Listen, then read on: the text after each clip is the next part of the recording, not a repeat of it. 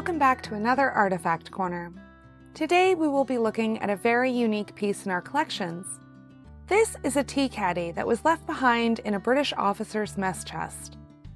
During the Battle of Plattsburgh, the British captured our home and used it as an officer's headquarters for their occupation of portions of Plattsburgh.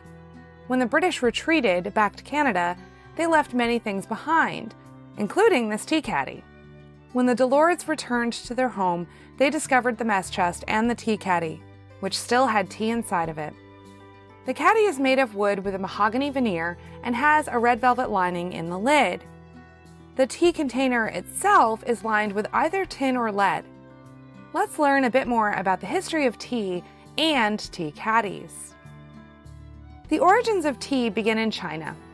According to legend, in 2737 BCE, the Chinese Emperor Shennong was sitting beneath a tree while his servant boiled drinking water, when some leaves from the tree that they were sitting beneath blew into the water.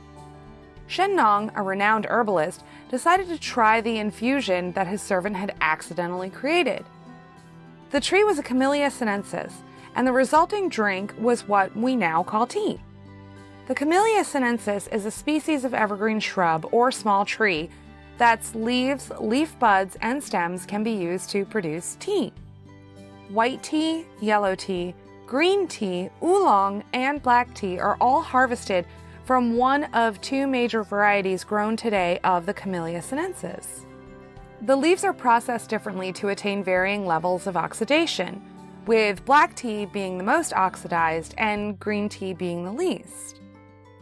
Now, it is really difficult to know whether there is any truth to the story about Emperor Shennong, but tea drinking certainly became established in China many centuries before it had even been heard of in the West.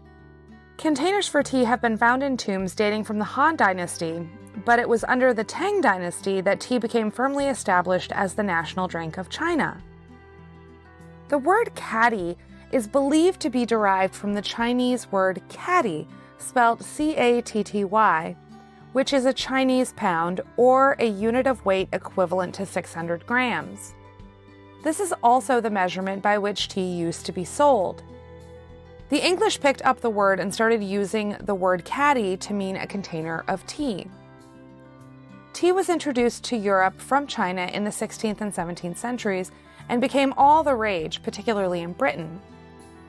Tea was an expensive commodity in the 18th and 19th century, and therefore it needed to be stored in a way to keep it safe, hence the tea caddy.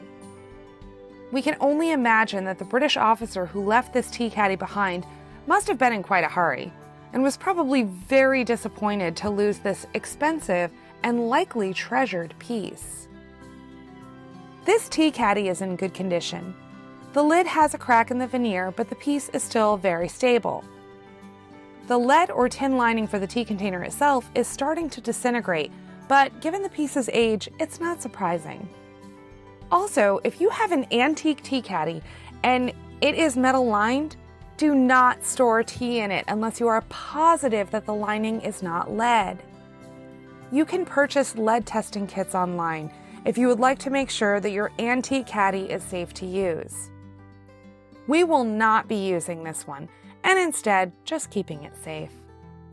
This is a beautiful piece, and we are so lucky to have it in our collections. Thanks so much for stopping by.